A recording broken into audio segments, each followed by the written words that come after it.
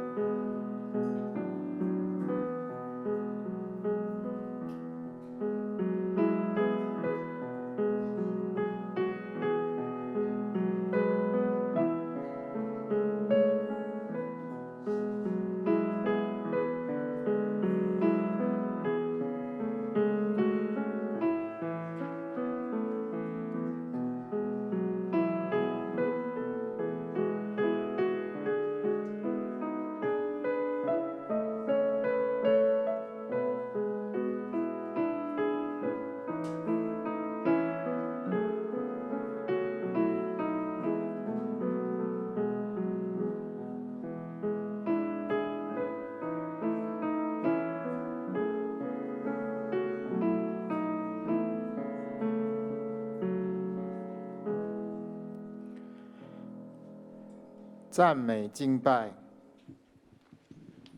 哈利路亚，弟兄姐妹，大家平安。你预备好了要来敬拜神了吗？哈利路亚，非常欢迎我们所有的弟兄姐妹，不管你是在现场敬拜的，或者是你透过直播来敬拜的，神的灵都在你的当中来运行。这个时候，牧师邀请弟兄姐妹一同起立。我们今天要集中我们的体力，在这个时刻就是要来敬拜神。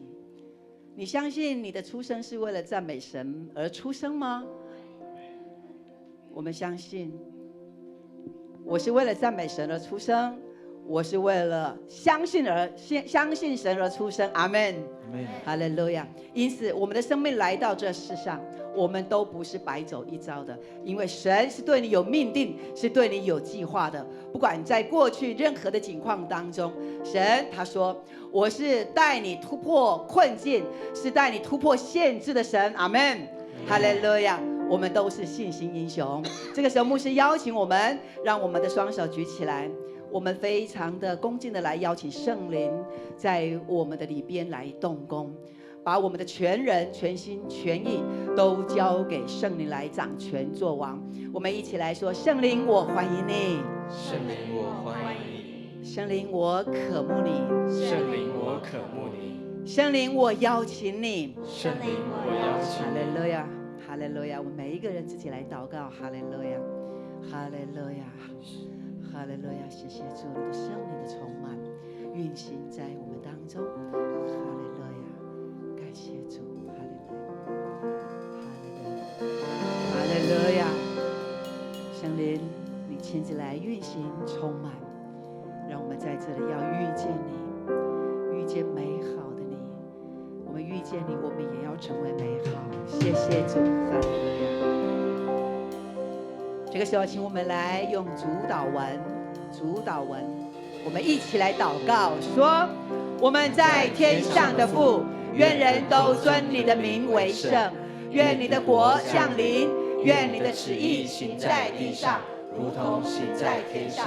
我们日用的饮食，今日赐给我们，免我们的债，如同我们免了人的债，不叫我们遇见试探，救我们脱离凶恶。因为国度、权柄、荣耀，全是你的，直到永远。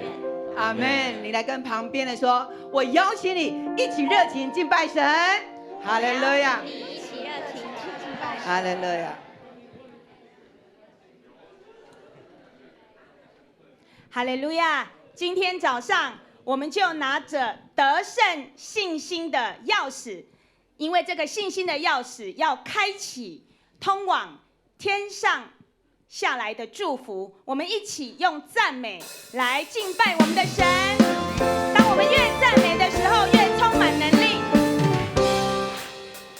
我们是一群神子民，接受神呼召，在这黑暗的时代，做光又做盐。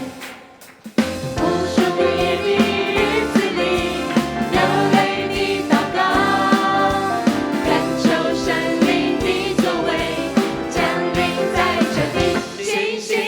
袖，窈上这世界，见证神大能，彰显他荣耀，不再犹豫，不再彷徨，你要为真道打那美好仗。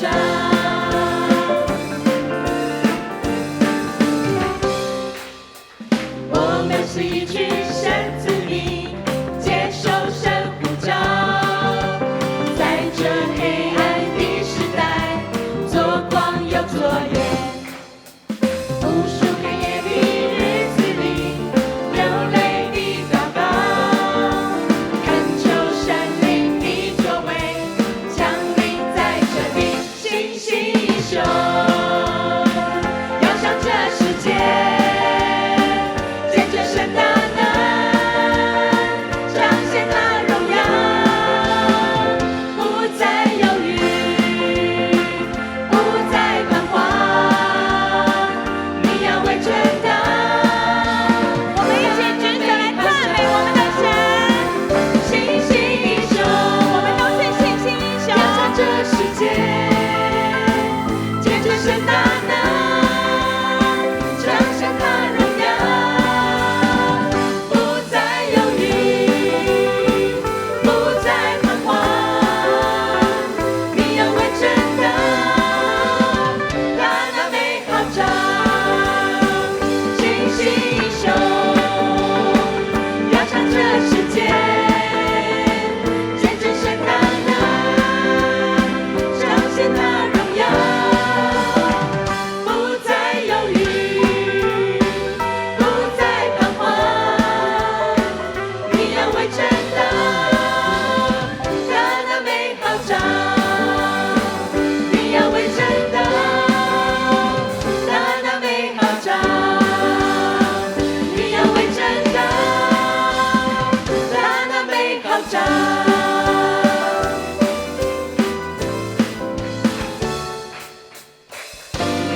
将荣耀颂赞归给我们的神。每一天，我们来到神的施恩宝座前，因为他的恩典要如雨降临在我们的当中，我们更深更深的来赞美他。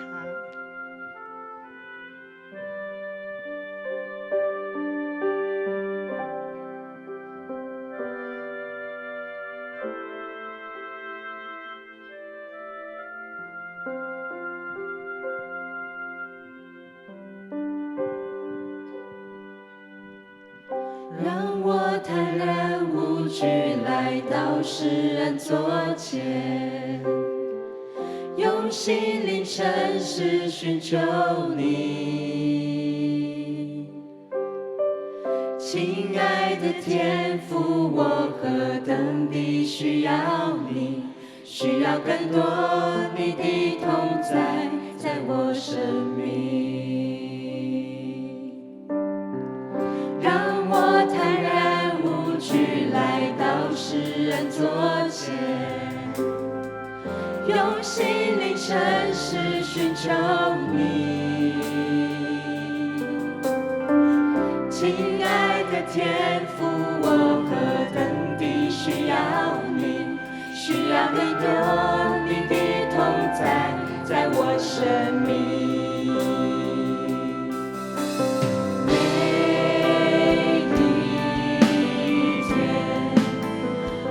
需要你，你话语如甘霖。每时刻，我需要你，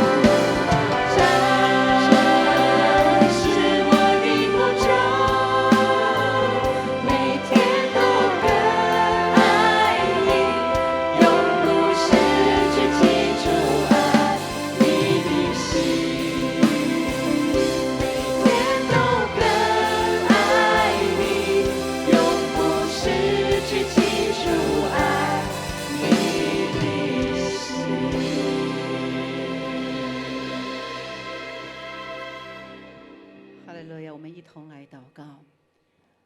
主，谢谢你，当我们站在这里敬拜的时候，就如同我们上了那圣山。主啊，我们好像在那耶路撒冷向你敬拜。主，我们要持续的将我们的灵献上为祭，我们要继续来敬拜你。谢谢主的恩膏，哈利路亚，哈利路亚！我们要一起更深的来敬拜他，哈利路亚。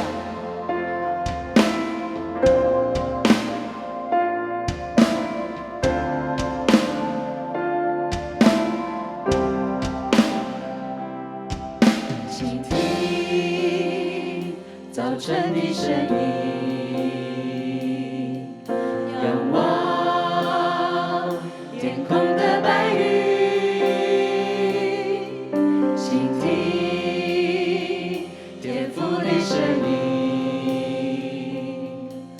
回应主我在这里，早晨我要赞美，黎明我要赞美，欢乐是我赞美，孤单是我赞美，属你是我一生所求，求你来触摸我的心，成为我生命的回忆，一直恩典永不止息，一直恩典永不止息。是的，主，我们在早晨黎明的时刻，我们在欢乐的时候，甚至我们流眼泪的时候，都要赞美你，哈利路亚！一起来。倾听早晨的声音，仰望天空的白云，全心全意献给神，哈利路亚！天父的声音，回应主耶稣是你一生的所求吗？哈利路亚！早晨我要赞美，我要赞美，黎明我要赞美，欢乐是我赞美，我赞美，孤单是我赞美，我们寻找着主啊！是除了你，我别无所求；除了你，我别无所求。哈利路亚！来触摸我的心，成为我生命的唯一，一直恩典永不止息，主医治的恩典降下来，永不止息。是的，我们高举双手，敬拜他，哈利路亚！让生命充满我，我要大声歌唱，让赞美无止境。我要高举双手，让生命充满我，我要大声歌唱，让赞美无止境。主，你是我一生所求，求你来触摸我的心，成为我生命的唯一，一直恩典永不止息，一直恩典永不止息。靠着基督复活大能给我们的信心，我们知道凡我们所求的，神必应许。阿们吗？这个时候，我们要来为了我们的姐妹红千惠姐妹，红千惠，我们这边有好几个千惠。今天是为红千惠姐妹，我们来看到这是我们儿牧的老师，我们来为千惠姐妹来祷告。主的灵要在她的家庭当中保守她所挂心的爸爸妈妈，让他们健康。神的能也神的灵也在我们的千惠老师的身上，让他在服事当中越得力。阿们吗？阿们。我们这个时候举起我们的右手来为千惠姐，我们为千惠来祷告。1、2、3，哈利路亚！主，我们提名来为千惠，主啊，你的灵在他的当中来运行。主啊，这是你所拣选的，是你所爱的女人。主耶稣，当我们求的时候，主，我们看见你用你那极大的智慧的恩膏在他的身上。主啊，你要继续的带领他。主耶稣，你也看顾他的家人。主啊，使他的家人因着在主的爱里面，在主的医治当中，主是家庭每一个人都要得着生命的眷顾以及保守。主，你赐福给千惠，主让他在未来他的计划、他的道路都在神你的命定里边。主啊，让他领受圣灵你的充满，你的充满。谢谢主，将丰盛、喜乐放在他的里边。哈利路亚。接着我们要来为文信姐妹，文信好，文信在那边会挥手一下来，文信，我们要来为了文信姐妹来祷告，也求主继续来带领她的家人，一个一个都来归在主的名下，并且主也继续的祝福他们的健康以及他们的事业。阿们吗？阿们。我们这个时候举起我们的右手来为文信来祷告。1、2、3，哈利路亚，哈利路亚。主，我们为文信提名的时候，主啊，你的灵就充满在他里边，让他明白神你爱他，主你如何的提升他。主啊，谢谢你，祈求主你也继续来带领，让他的家人，让他的先生，让他的孩子，一个一个都要与他一样来认识耶稣基督。主啊，这个家庭要回归到主你的救恩当中。主耶稣，你祝福在他们的工作，祝福在他们的健康上面。主啊，你也医治他们的疾病。主啊，让他们因着相信神，主啊，他们的信心就被神你来称赞，也被神你来祝福。主耶稣，谢谢你，哈利路亚，哈利路亚，谢谢主，哈利路亚，哈利路亚。主，你是我一生的所求，来。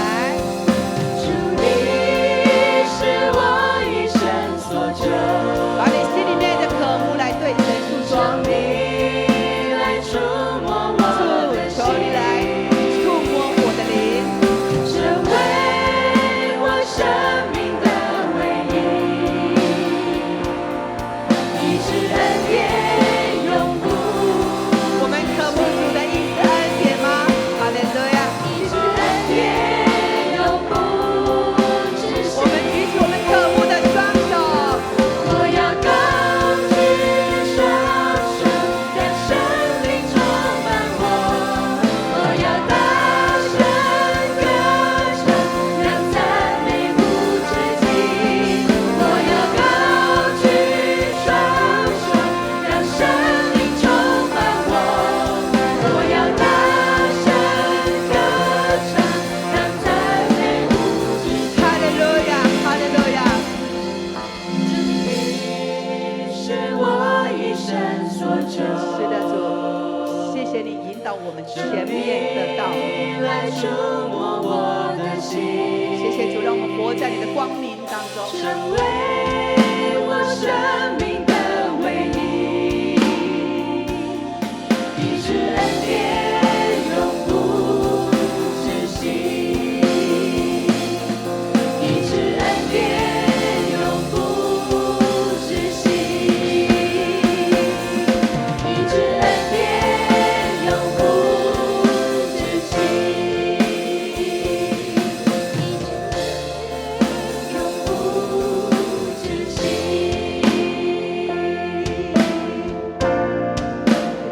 谢谢主你的爱，谢谢圣灵你的充满，你的印记在我们每一个弟兄姐妹的身上，都成为那最美的凭证。谢谢主，哈利路亚！弟兄姐妹，你来为旁边的你来跟他祝福的宣告，你说靠着主，你必得医治。靠着主，你必哈利路亚！靠着主，我必得医治。我们宣告，我们的生命就要被神来使用，恩膏充满在我们里面。弟兄姐妹，请坐。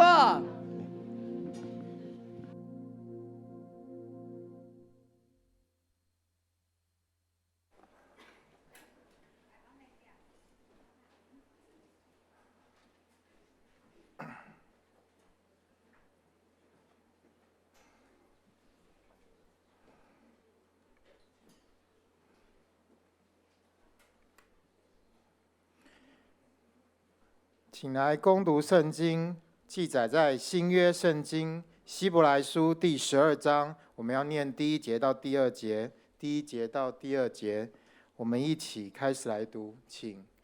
我们既有这许多的见证人，如同云彩围着我们，就当放下各样的重担，脱去容易缠累我们的罪，存心忍耐，奔那摆在我们前头的路程，仰望为我们信心创始成终的耶稣。他因那摆在前面的喜乐，就轻看羞辱，忍受了十字架的苦难，便坐在上帝宝座的右边。愿上帝的话语常常在我们心底。接下来请赞美乐团来献诗，他们要献唱的诗歌是《耶稣里面》，耶稣里面。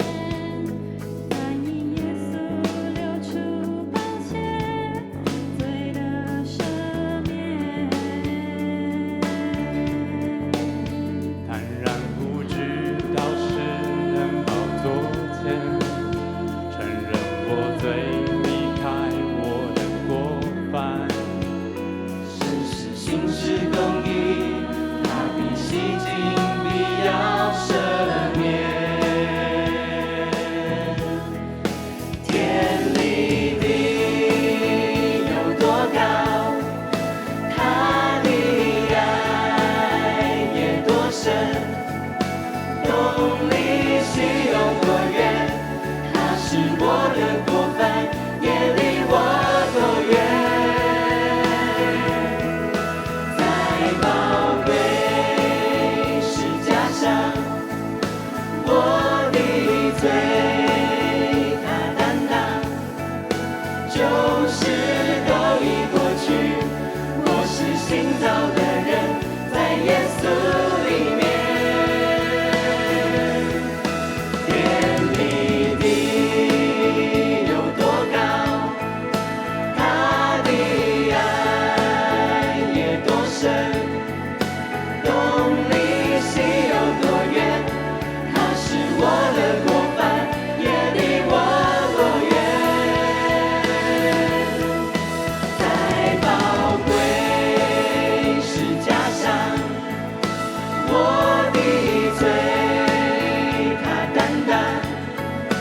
旧事都已过去，我是新造的人，在耶稣里面。天离地有多高，他的爱也多深，东离西有多远，他是我的过犯，也离我多远。在宝贵十架上，我的罪他担当，旧事都已过去，我是新造的人，旧事都已过去，我是新造的人，旧事都已过去，我是新造的人，在耶稣里面，耶稣里面。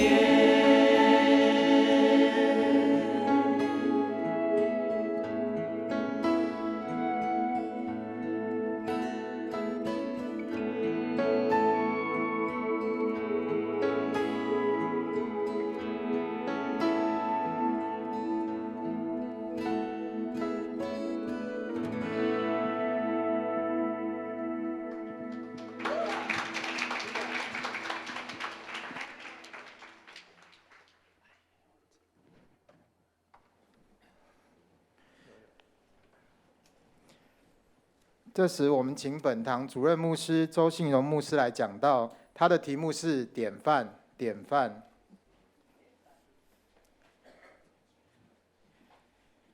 亲爱的弟兄姐妹，大家平安。平安。来到永光教会敬拜是一件充满很喜乐的事情，对不对？阿门。阿门。感谢主哈，我们谢谢敬拜我们的赞美乐团他们唱的这首诗歌是我们的教会的女婿哈 Paul 他写的哈。那 Paul 就是怎么讲呢？新田的姐夫哈。对对对他是美国人来到台湾宣教。用音乐来服侍神哈，所以我们感谢主我也第一次听到这首曲子哈。对，在基督里，这是我们信仰最大的保证。阿门。若不在基督里，一切都没有；若不在耶稣基督里面，一切可能都瓦解掉。只有在耶稣基督里，才能够被保守、被稳固，而且能够坦然无惧的到神的面前来，支取神为我们预备一切的福分。阿门。所以感谢主，让我们在这里好好的来耕耘我们真善美的心田。我们要建立一个信望爱的人生。阿门。好，请我们大家起立好吗？我们一起来宣告主为我们所预备的永光教会。来，永光教会是全属上帝，活出基督，披戴圣灵，充满荣耀与大能的教会。我们定义成全圣徒，活出命定，力行普世宣教的意向，使神的荣耀充满全地。阿们。好，请坐。今早上我们通过这段经文，我们一起来思考这个题目叫典范。很特别，希伯来书里面告诉我们在第11章上个礼拜牧师有谈到信的事情，然而到第12章的时候，他谈到了望。要先有信心，才会有盼望，这是一个次序哦。所以信是一个基础，望呢是一种活力，信是一个根本，望是一种延展延伸。而如何延伸到哪里呢？就在于你所信的是多少，你所信的是谁，那延伸就不一样。如果你是建立在耶稣基督里面的信，那我可以保证我们的望是可以到永永远远的。阿们。这就是我们在希伯来书里面可以很清楚看见一件事情。有人说，如果你把一个人的希望拿走的话，那你就是把他面对痛苦的力量夺走了。有没有道理？这是哲学家所说的哦。说如果你把一个人的希望带走，让他绝望的话，那他面对任何的处境困难的时候，他不会有力量能够胜过的。而我们在这句话里面，我们相信可以帮助我们知道，所以我们会说，有什么？有梦最美，希望相随，对不对？哇！当我们永光教会要确定来这里的时候，我们的建筑师啊，周长老他就把那个平面图画了，上面就把这4个字写在上面了。我说阿们，对，这是我们一样用信心来眺望这未来。我们也相信，我们所要建造的教会是属神喜悦的教会，阿们，是充满荣耀、充满大能的教会。这是神给我们永光教会的定义，而我们正继续往这个方向而行了。所以感谢神，在社会的认知理论里面，有所谓的观察学习。什么叫观察学习呢？就是在一个社会的情境当中啊，一个社会的情境当中，我们会有一些人来看别人的行为，好，以及他行为的结果，会有一种跟随哦，会来学习他哦。这种间接的学习，我们也称它为是观察的学习。然后这个间接的学习呢，很特别哦，就是因为有一个典范，意思就是说，在这个人群当中，如果你看到一个典范是，这个人他穿着的方式，我喜欢他的 style， 很棒，我就会怎么样学习他，会不会？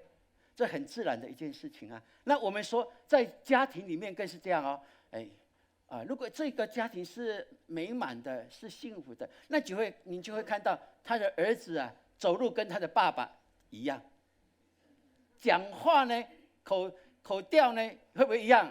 也是一样，好像就是同样一个模子出来的。为什么会这样？因为孩子在家庭当中很自然的会间接去学习，会透过观察去学习他的父母，因为他的父母就是他的一个典范哦。那如果这个定义是确定，而且也在我们的生活里面，我们都有这样的共同的看见，这是真实的话，那我们就要想，为什么我们要到教会来？那是因为在教会里面，我们知道我们在形塑一个信仰的典范，而且在这里，我们知道我们是用神的话语为基础来建造我们的教会这个团体。而这团体是在神的祝福跟亮光当中，我们迈向我们每一个人神为我们预备的那一个道路而行。所以我们在这里，我们是在学习典范，而且我们在树立典范。我们有榜样可以学习，我们也自己在树立典范，这是必要的一件事情。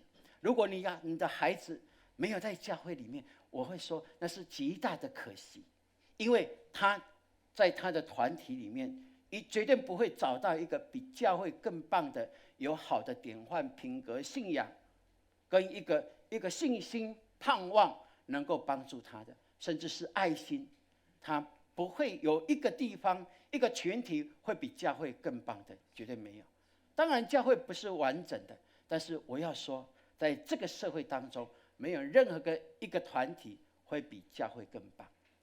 所以我们求神帮助，让我们能够来学习、来了解。我们要有榜样，我们也在树立一个典范。阿们，这是必要的一件事情。所以求神祝福我们，因为我们所要建立的这一个信仰的典范、生活的典范，就是在累积我们永光教会的资产。而这些资产都因为来到这里的都能够同享，因为有典范可以学习，可以去模仿。透过模仿，就成为他本身的一个祝福。这是我们在建造一个神喜悦的教会所必然可以看见的一个基础。所以从这段经文里面，牧师提出来这4点，跟我们一起来思考。我们看见有信心的英雄，而这一些的信心的英雄都会成为我们的榜样。所以在圣经里面，可以看到第11章谈的是信心，而这信心呢，它告诉我们一个很重要的基础，就是你要活出一个信心的生活。源于在哪里？源于你在于那一位，你要相信那一位神。虽然似乎是看不见他，但是你要相信、承认他是创造主，而且他如今依然掌管、依然治理。这是我们基本的一个基础。如果有这个基础，我们的信心才能够活出来。我们的信心才会搭建一个属神所喜悦荣耀的教会跟家庭。因为这个基础，所以我们就看见，圣经就告诉我们，我们既有这许多的见证人，如同云彩围绕着我们。那我们就思想说，这一些的见证人，他们的特点在哪里？而他们的共通点又是什么？更是我们可要去好好来研究的哦。我们看亚伯，他献上比他的哥哥该隐更美的祭物，这是谁说的？是神说的。神说亚伯献的祭物是我所喜悦的，然而他的哥哥就怎么样？记恨、怀恨，哇，比较的心态在那里，所以就杀了亚伯。但是圣经告诉我们，他虽死了，还在什么？还在说话。这表示什么？他是被神所喜悦的，他所献上的祭物是神所喜悦的，以至于神就看他为义人，并且即便他经历死亡，他依然在神的祝福当中，他的行为、他的信仰、他所表达的一切，继续在影响这个世界，以至于现在我们还是被他所影响的。这是一件很棒的事情啊！我们再看以诺，他与神同行几年？300年，对不对？神就直接接他去哦，让他不经历死亡呢。那很特别哦，他与神同行，那表示什么？他是活在神的话语跟亮光当中哦。他用他的生命所有的尽可能的一切来活出神所喜悦的生活，以至于神喜悦他，让他不经历死亡，直接就接到神的怀抱里面。我们也看到挪亚，你知道吗？挪亚当时候的人已经看他是一个愚昧的人，因为神启示他说，神要刑罚这个世界，他要在山上来建造一艘的方舟。哪有人把船建造在山上的？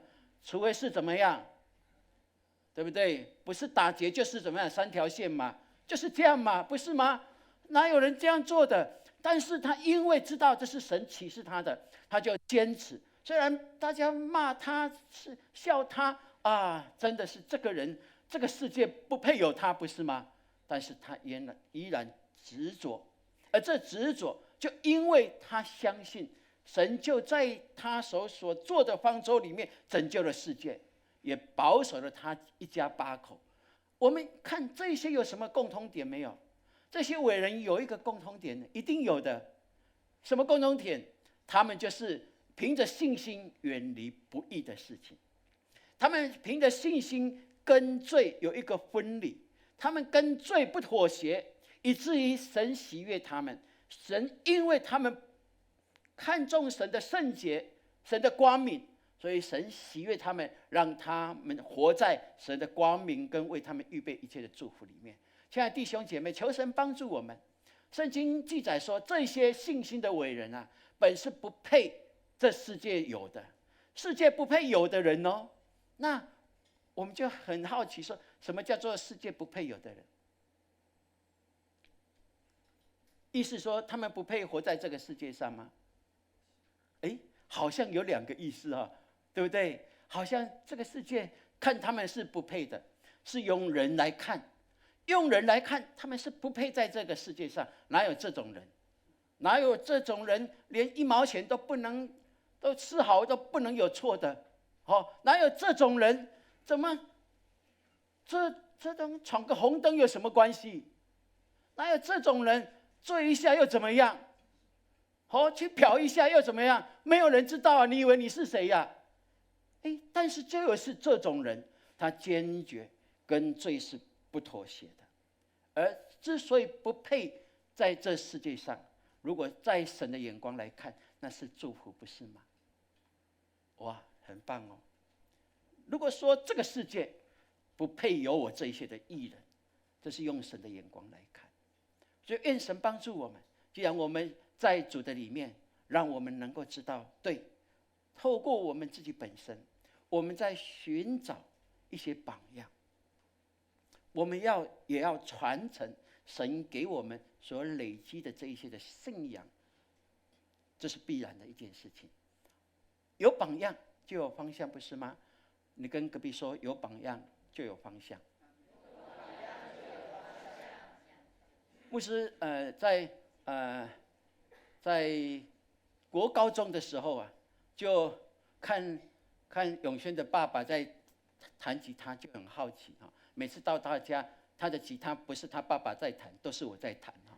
那我就想说，要把吉他学好一点。他爸爸买了一本书哦，看也不是很懂了哈，但是他爸爸又不太会弹哦，所以也没有办法有榜样可以学习。那后来呢，我到学校去啊，就直接参加吉他社喽。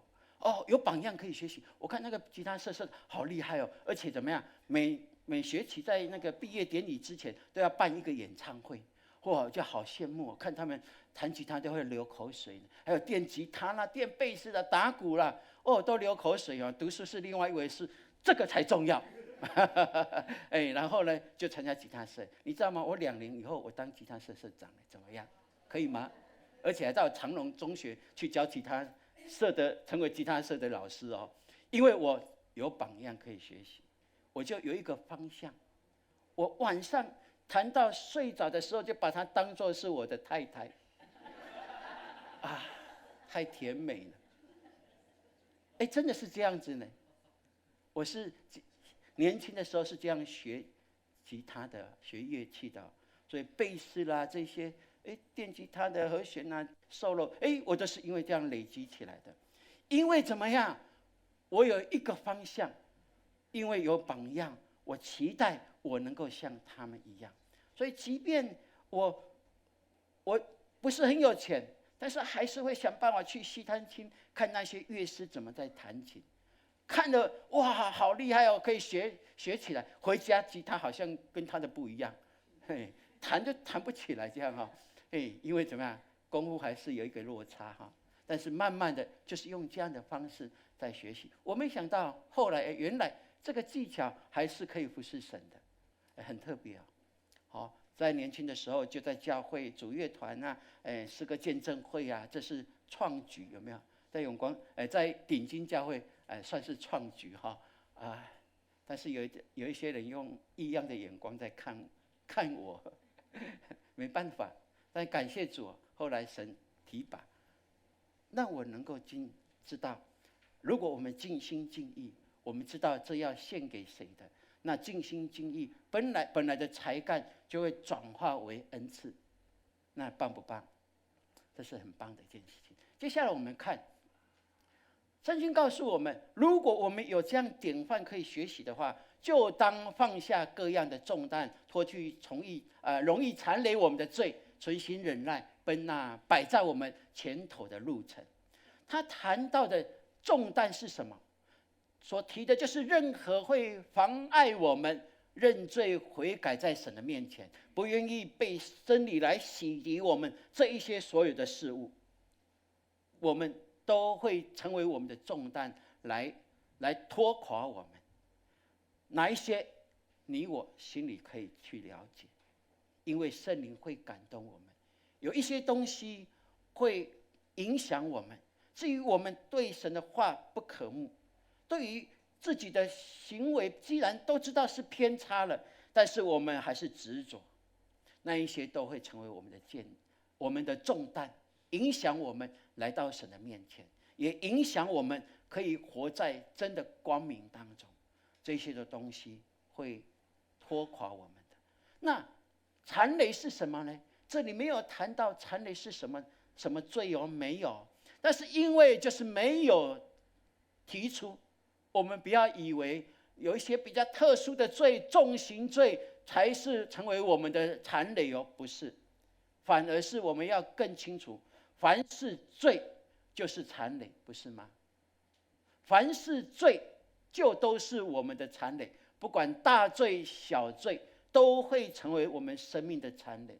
所以放下脱去，这个目的不仅是叫我们能够很清醒的、很喜乐的活在主的面前，更重要的，圣经告诉我们，还有一个重要的要往前行的，就是要奔走摆在我们前头的路程。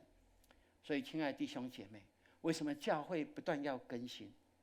为什么弟兄姐妹牧师提醒我们不断要调整，要去调整，要去更新？因为如果我们活在安逸当中，那是撒旦的网络。撒旦最喜欢我们就这样就可以了，还求什么？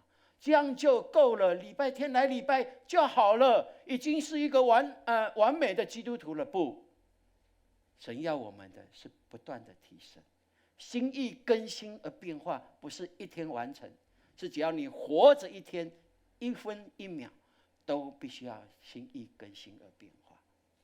这是你我所要学习的，不是提醒你，也提醒我自己。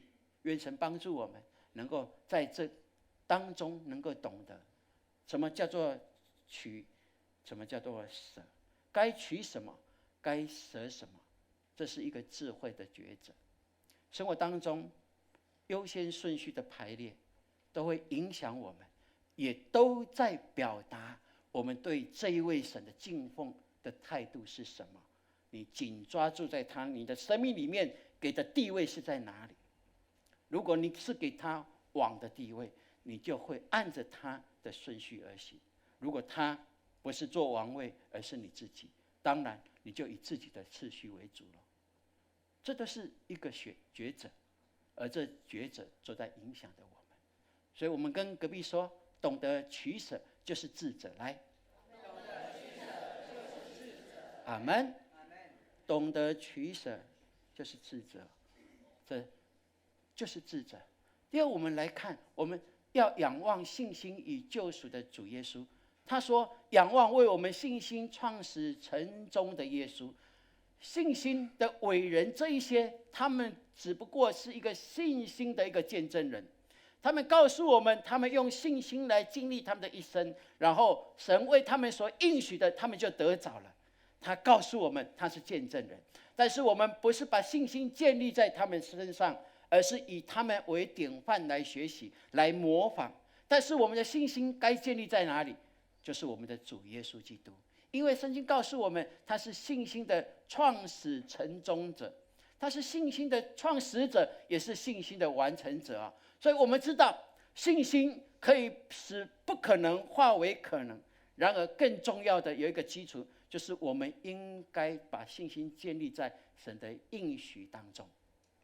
上个礼拜我跟朋友在聊天，然后他就发现到，我从他的口中发现到说，现在有一种的学说，或者是一门的技术，叫做赛斯心灵健康。我以前没听过，但是我听到这个的时候，我很好奇，因为好像他的论述跟我们的信仰有很多的一样。他说，如果你生病了，你要对自己说，我是健康的，我是健康的。如果医生宣告你说你已经得癌症了，你要说我没有癌症，我没有癌症。如果人家看你说你的人生是很衰的，你就会说不，我的人生是丰富的，是丰富的。那我就想说，这样的一个论述，好像跟牧师平常在讲道的时候有一点一样的，怎么办？我就要去了解到底有什么不同的地方。很快的3分钟我就看出来了，哪里不一样？他说，你要用你的意志力去对付自己那些负面的东西，你要用你的意志力去宣告你是健康的，你是喜乐的，你是得宠的，你是被人爱的。但我们的信仰是这样吗？不是啊。我们很重要的今天的现实的主要的那个曲子的曲名就对了，什么？在耶稣里，在耶稣里，我奉耶稣的名宣告，我是一个健康的人。我奉耶稣的名宣告，我是一个充满喜乐的人。我奉耶稣的名宣告，我的未来充满了盼望、富足、能力。那有没有一样？好像结果是要一样，但是那个起头跟过程不一样哦。所以亲爱的弟兄姐妹，他还可以帮助人。他说他可以透过这样帮助人得着健康喜乐的人生。那我看不，那是很难的一件事情，因为我们都知道，靠自己都是有限的，因为你我都是有限的人。所以信心可以使不可能化为可能，那是因为我们紧抓住神的应许了。阿们。以神的应许做基础，我们才能够来领受。所以我们既然相信这位应许的神是信实的神，那他喜悦你的是什么？你是要你忠心哦，是要你忠心。所以信实的神喜悦你的是忠心的你。阿们。我们跟隔壁说这一句好不好？信实的神喜悦忠心的你。对，我们要忠心于神的话语，我们要忠心于神为我们预备的道路，不是靠自己。如果我们以主为王了，不要再说主啊，再把主权交还给我看看好不好？我自己决定可以吗？不，你只能说仆人在这里，愿听你的话，就是这样子。因为你既然要依靠他，你就要全然的依靠他，不能保留一点点给自己。不，你保留一点点给自己，就是保留给撒旦一点点，对不对？那一点点撒旦进来，他会满足吗？不，他会腐蚀你，会抢夺你更多更多，他会把你拉回到黑暗的权势里面。这是你从过去以前走出来的，也可能再被拉回去。所以愿神让我们有这样的一个警觉，我们应该好好的来到神的面前来，把我们的信仰建造起来，把我们的家人围起来。围在哪里？在基督的名下，带到教会这样的一个信仰的团体里面，这是极重要的一件事情。最后我们来看耶稣基督给我们成为我们一个终极的信仰的典范，信心的典范哦。他说他因那摆在前面的喜乐，就轻看羞辱，忍受了十字架的苦难，便坐在神宝座的右边。喜乐在哪里？喜乐在前头了。但是基督要得着这喜乐跟荣耀，是要经过十字架的，容易吗？不容易啊，不容易啊！要经过那羞辱的十字架，容易吗？绝对不容易。要经历死亡，那时候呢，不晓得呢。然而他明白，前面的喜乐可以强过于这些苦楚。他明白，前面的荣耀是可以把羞辱完全的洗净，所以他就忍受十字架的苦难。他成为我们最棒的一个榜样。所以亲爱的弟兄姐妹，求神帮助我们，让我们明白，我们在这世上，也许在你的朋友看你是不配在我们当中的，因为你的行为思想怪怪的。礼拜天为什么都要去教会？这怪怪的，你们真的是怪怪的。是的，在神的眼光，我们是不配在这世界上，因为我们都是属神国的。阿们，阿们。我们都是属荣耀的神国、丰盛的神国里面的，所以当然在别人来看，我们是有一点点怪怪，没有关系。这个怪怪就跟耶稣一样，我们经历过十字架，包括你现在的苦境、你的难处、你的病痛，你都需要经过这十字架，因为前面的荣耀跟喜乐是主为我们所预备的。即是这样，我们就相信，对，耶稣告诉我们，他是昔在、今在、永在的主，那我们就可以有最大的一个保障了。愿神帮助我们，让我们能够明白，在永光教会，我们一直要树立典范。我们可以在这里寻找典范。我们教会有没有典范？有没有？一定有的，一定有的。每一个人，神给你的恩典、恩赐，你都可以把它发挥出来，而你可以树立你的典范，你也可以学习典范，学习榜样。在我们当中，你会觉得啊，这个人祷告很得力，哇，他很会祷告啊，他的灵修生活很棒，他的服事很棒，他的哪一个区块很棒，我们就来学习他。他热情很棒，要不要学习？要的。他的喜乐很棒，要不要学习？要的。我们就可以点点滴滴。我再说，这里没有完全人，但是这里有典范可以学习，而我们也求神帮助我们，让我们不断学习典范，就可以来树立自己在神的面前所领受的这些的恩典，这些的祝福、这些服侍的机会，都能够成为别人的典范。因为不止神在看，人在看，你自己也可以看自己。我们的下一代也在看着我们，让我们能够在这其中能够看见，我们所树立的就会成为未来这些我们的后代极大的祝福。我们相信他们未来会比我们更棒，对不对？因为我们有树立的这些的典范，这是我们的资产，这是神所喜悦的。圣经告诉我们，我们一起来读这段经文来。从前引导你们、传神之道给你们的人，你们要想念他们，效法他们的信心，留心看他们为人的结局。希伯来书13章第7节。对，这段经文告诉我们，我们可以去寻找典范，我们也要自己建立典范，让神的祝福、神的恩典就从我们的生命当中不断去流露、去影响，去成为神所喜悦，营造一个属神所喜悦的这样的一个肢体，这是我们可以的。我们一起来跟隔壁说好不好？说我寻得典范，我要树立典范来。寻得典范就是说我已经找到有典范了，对不对？有吗？一定有的，一定有的。而我也要树立一个典范，在我的信仰，在我的为人，在我的家庭，在我的服事，在我的所有，不管在人前在人后，我都求神帮助我，都可以成为典范，成为别人的祝福。可以成为别人祝福，因为神的恩典多而又多给我，而溢出来的都是怎么样？可以更多的分享的，不是吗？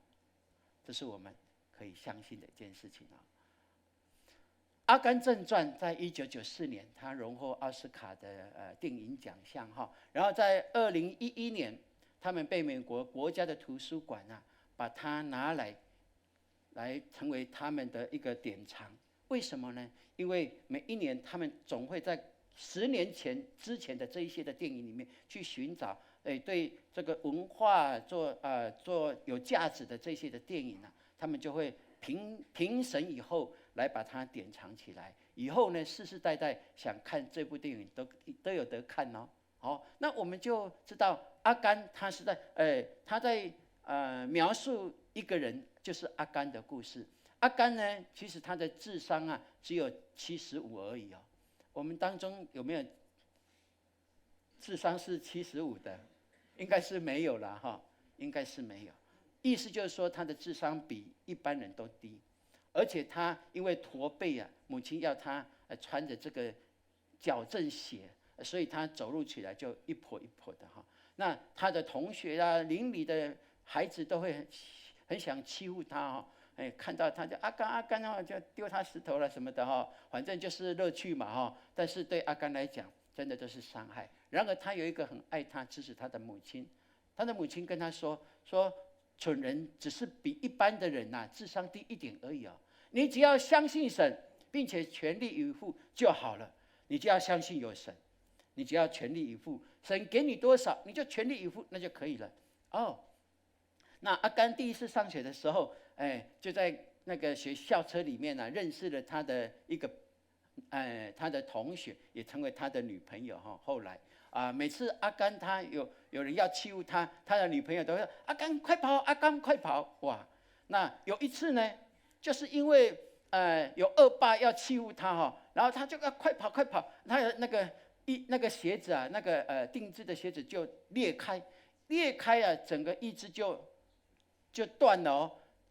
他就没想到，原来他在快跑的时候，他发现后面那些要欺负他的跟不上他，他就发现哦，我很会跑呢。所以每次有人要欺负他，他就跑就对了。这个就是厉害嘛，对不对哈？人跳得快的开车那种赢人啊。哇，因为这样，他就后来得到体育的奖学金，进入大学读大学哦。智商75，但是他进入大学哦，然后在大学里面他参加了美式足球的队伍，哇，在那里有很脱颖而出的表现，并且他在战场的时候，因为他的速度，就救了3、4个跟他的同跑在危难当中受伤的时候救他们出来并且呢，后来他退伍以后，他发现他桌球很有天分呢，也在桌球的这个区块里面扬眉吐气然后他在一生当中，他有经历很特别的，美国的3位总统约翰甘乃迪啦、林登詹森啦、尼克森啦，都有相续的来接见他、肯定他、鼓励他很特别。这一出的电影，后来我们如果想好好的去看，就是可以让我们可以发现说，重要的不在你拥有多少，而是否能够把那最小的，把它发挥的淋漓尽致出来，那才是一个关键的。我想这跟我们的信仰有直接的关系我们要找的典范不是哇丰功伟业的，不，我们要找的典范就是在他的职分上，也许在他的打扫里面，在他的接待当中，你看见神的荣耀在他身上，那就是你可以学习的，因为他已经把神给他的这个小小的服事，把它彰显神的荣美出来，这很棒的一件事情，不是吗？所以你不是说你要做到怎么样才可以成为别人的榜样、典范不，你只要在神为你所预备的这一切，尽心尽力，让神喜悦，那都可以成为别人的榜样。我祈求上帝给我们永光教会每一个人的眼光，就是这等的眼光。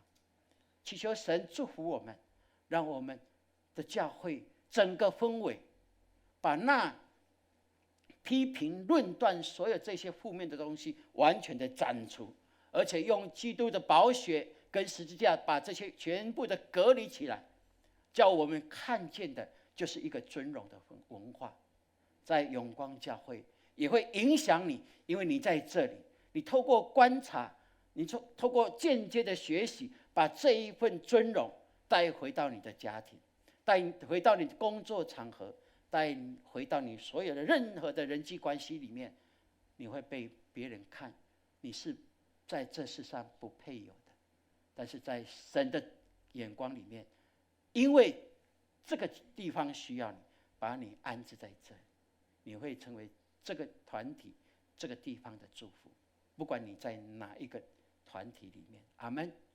所以愿神给我们有这样的极大的信心，我们相信我们在建造的就是一个神喜悦的一个信心的 DNA。阿们。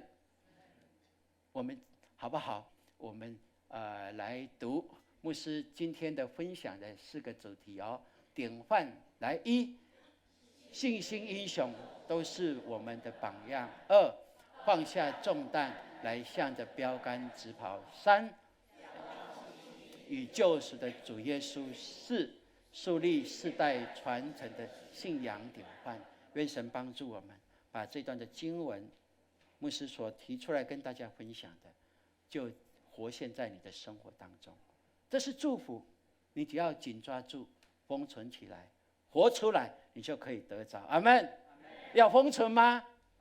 阿们。我们就把它封存起来，好不好？那一份的感动，而且把它活出来。阿们。阿们。感谢主。我们要来读这个礼拜的金句我们一起来读。来，仰望为我们信心创始成终的耶稣。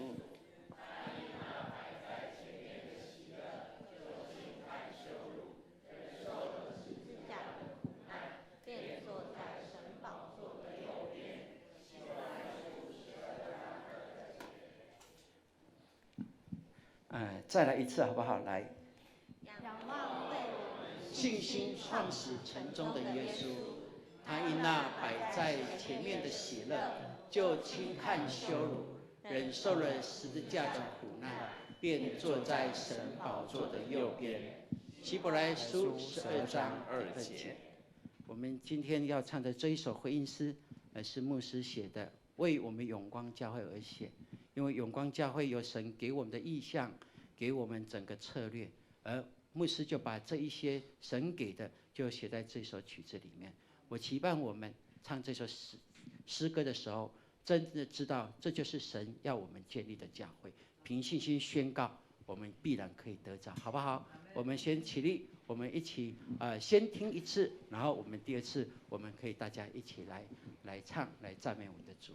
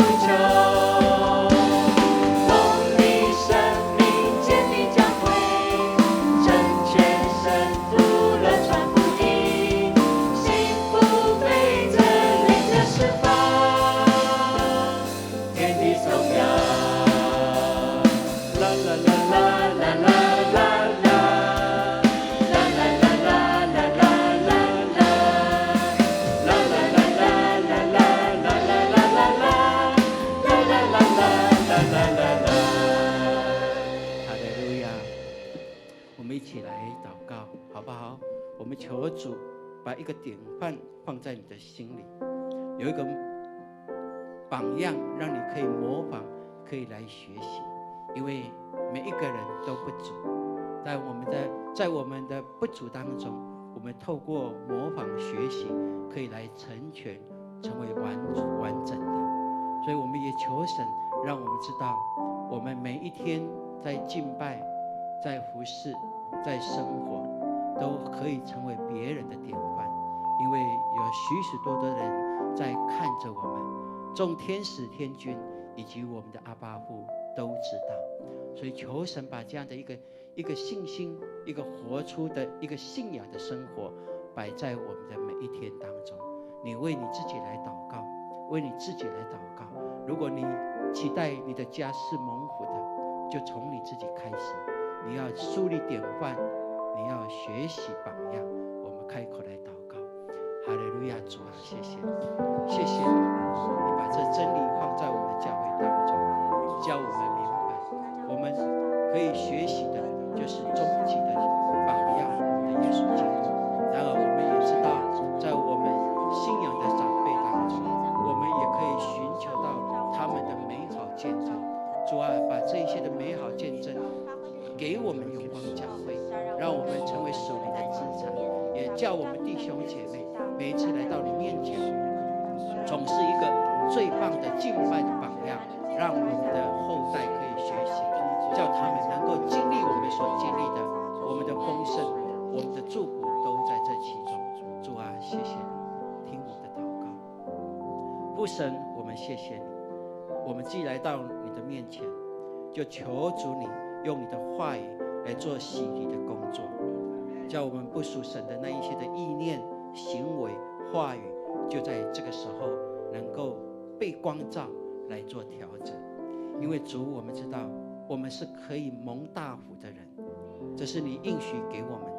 但是有一些成为我们的重担，缠累着我们，我们祈求你把你的十字架放在我们跟世界当中，叫我们知道我们可以经历这些苦难，而可以得着你为我们预备的福乐。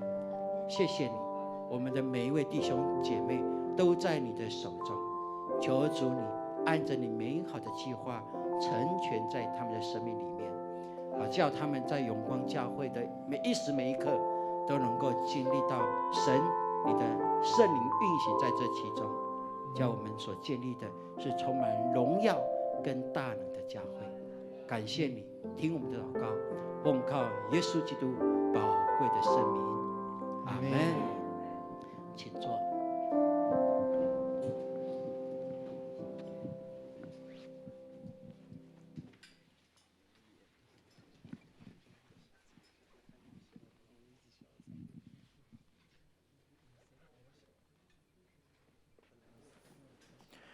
奉献，请预备心来奉献，请侍奉人员准备。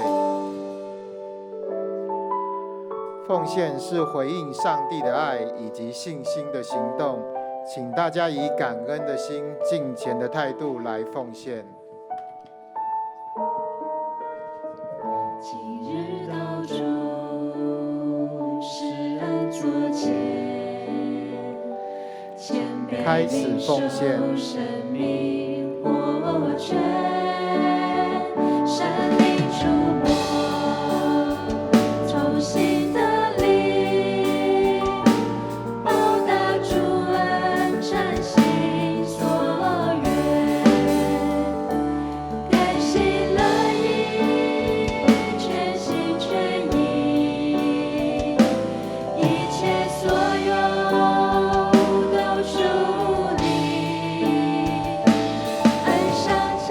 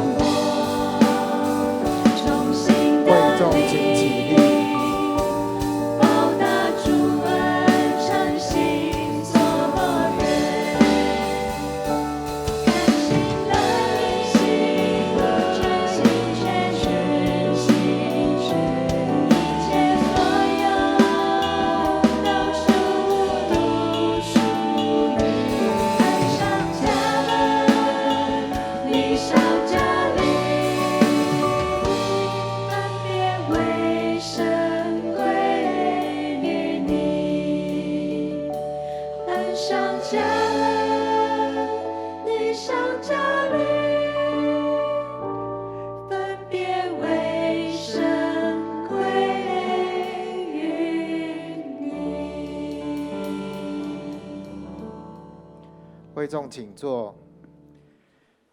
事工分享，请牧师来主持。弟兄姐妹，大家平安。在今天的牧师的分享当中，我们有没有得着领受？把它封存起来，然后神继续的在我们里边来动善工，让我们在这一周的生活都靠着信心，靠着神而活。阿们。我也相信神必带来祝福，必为这些的学生带来智慧的祝福，也必为我们这些工作经营生意的带来财富的祝福。阿们吗？哈利路亚，哈利路亚。我们这个时候，我们一起来关心教会的消息。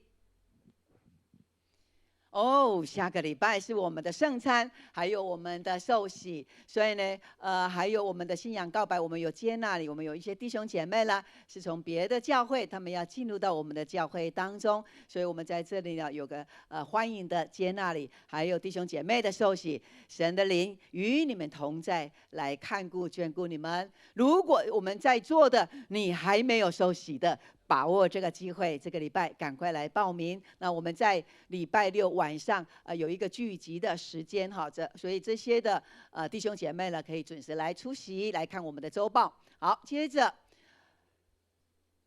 这个是我们的教会啦，特别为了我们的铁三角同工所办的一个学习圈的一个研习，就是在6月14、15有这个专题是抢救性爱世代的一个牧养研习会，所以请我们的同工为了要来牧养我们的弟兄姐妹，有一个正确的从圣经来的教导真理，所以呢我们要来装备，让我们在牧养上面呢更能够抓住神的真理。所以呢我们同工呢我们赶紧来报名。接着是在4月28号呢是我们的幸福小组的幸福主日。那这一次呢我们有邀请到一个团体，他们要来做音乐的分享，是在4月28号。我们现在呢也可以对我们的贝斯特来进行邀请。好，接下来今天我们的关怀部同工关怀1部，还有关怀2部，所以我们关怀1部的同工呢，今天要召开同工会。接着呢，2018年你奉献在永光教会的这个证明呢，已经在个人的奉献柜里边，我们自己来索取。下个礼拜呢有长执会，请我们同工准时来参加。好，那这个呢是我们在4月21号要举办的亲民敬主慎终追远的祝福礼拜。那我们弟兄姐妹呢，如果家人呢已经蒙主恩召的，我们鼓励我们教会里边我们的弟兄姐妹来建立一个神所喜悦的慎终追远敬主的一个追思的礼拜。所以呢弟兄姐妹可以来报名来参加。接着我们很高兴。这位刘一如姐妹是玉清姐在哪里？玉清在这。好，我们的玉清姐的女儿刘一如呢，她要结婚。那这个一如呢，是我们的青少年长大的孩子。哇，牧师带过的，现在叫结婚了哈，感谢主哈。她现在是在嘉义当老师那她呢结婚，所以呢，上帝也要祝福我们这个孩子哈。我们永光青少年牧区呢出来的孩子，神都有极大的祝福，上帝也祝福在玉清姐他们的身上，恭喜你们。好，再来。好，我们呢特别为了嘉靖的母亲许云儿姐妹在嘉义，那她因为车祸，所以呢我们继续来为这位姐妹来祷告。好。我们来欢迎陈阿信姐妹，是月英姐介绍的。陈阿信姐妹，哇，一个漂亮的姐妹哈，阿信姐妹，哇，非常的欢迎我们的阿信姐妹哈。那上帝要大大的祝福你，我看到你呢，满面春风，哇，感觉你就是一个喜乐的人。上帝也要大大祝福你的家庭，欢迎你每个礼拜都来到永光教会参加礼拜，也参加小组的聚会，感谢主。好，接下来下一位，我们来介绍梦欣，是千惠所介绍的。梦欣，请你站起来。这是我们的梦欣，一个美丽又年轻的姐妹哈，是千惠女的朋友嘛，同事哈。我们的千惠呢，她非常的充满了爱心，也很有影响力，所以呢，带着梦欣来到我们的教会。上帝也要祝福我们的梦欣一次的欢迎。哈利路亚，梦欣请坐。再来下一位，我们来介绍采薇，采薇也是千惠介绍的。采薇在哪里？哦，刚好在。好，采薇，我不晓得你有没有听到，我们欢迎你，我们掌声大一点。哈利路亚，上帝也祝福采薇。哦，就是这一位吗？采薇，是吗？好，那我们来，是这一位吗？哦，好，采薇，你举手一下，我们再欢迎你。好，这一位是采薇哈。好，上帝也祝福这2位美丽的姐妹。好，还有吗？好，那这3位呢？阿信、采薇还有梦欣，那请千惠陪伴，然后呢，由我们的迎宾团队呢来跟你们分享一下，然后呢，有教会的见面礼要来送给你们。好，我们所有其他弟兄姐妹，我们一同起立，我们要来彼此的祝福。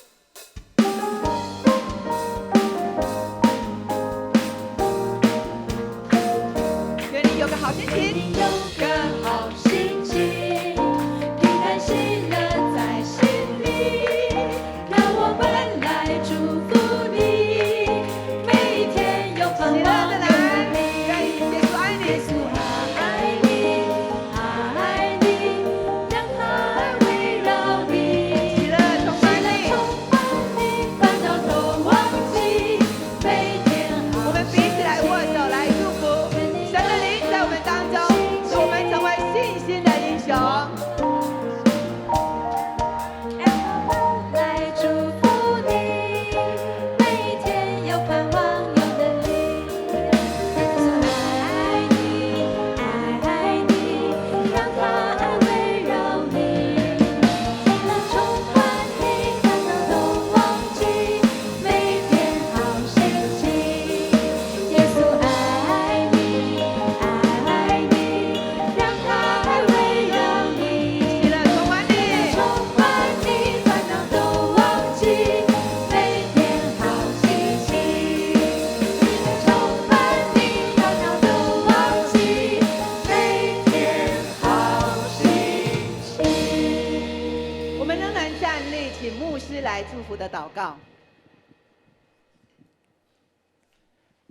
愿上帝永恒的约与我们同在，就是借着耶稣基督，让我们进入他一切的丰盛。也愿圣灵引导我们，在我们的生活的每一时每一刻，都光照着我们，在喜乐跟丰盛里面去做美好的见证，从今直到永永远远。阿门。